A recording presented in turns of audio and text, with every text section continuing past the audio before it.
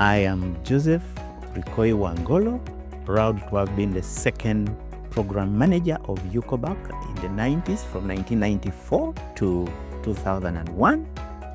At the time, we were living in a country which was besieged with a lot of problems, especially as a result of HIV/AIDS. And children were at the suffering end. In Wangoolo and Northern Uganda, we are dealing with after effects of war and displacement. And there are many children who were affected by displacement.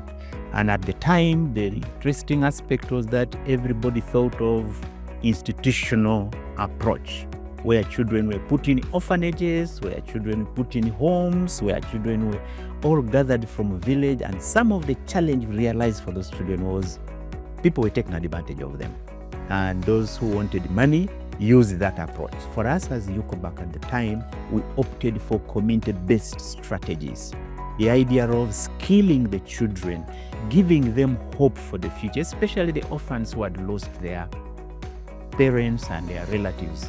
We opted to support them or to have them access support at their homes or where they lived in the community. And one of the most successful strategies was in Rakai, the apprenticeship approach, where we used local artisans like tailors, brickmakers, and carpenters.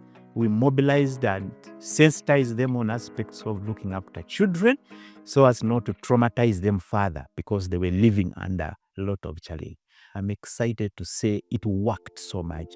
And even the donors who were at the time looking at orphanages or homes were excited to join us.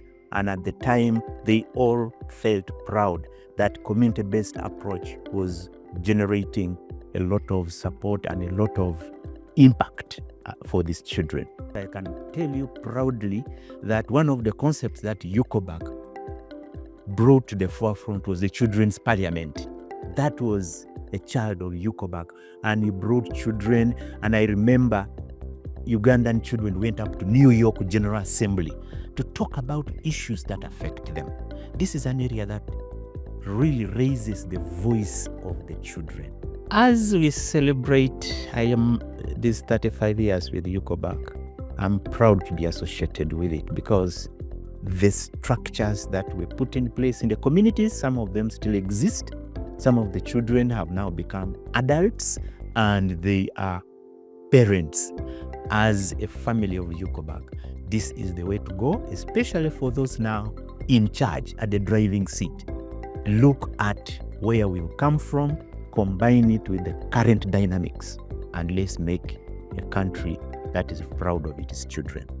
To the founders of UCOBAC, thank you very much for the noble idea that sparked the birth of UCOBAC. My advice, my personal message is, let's not tire.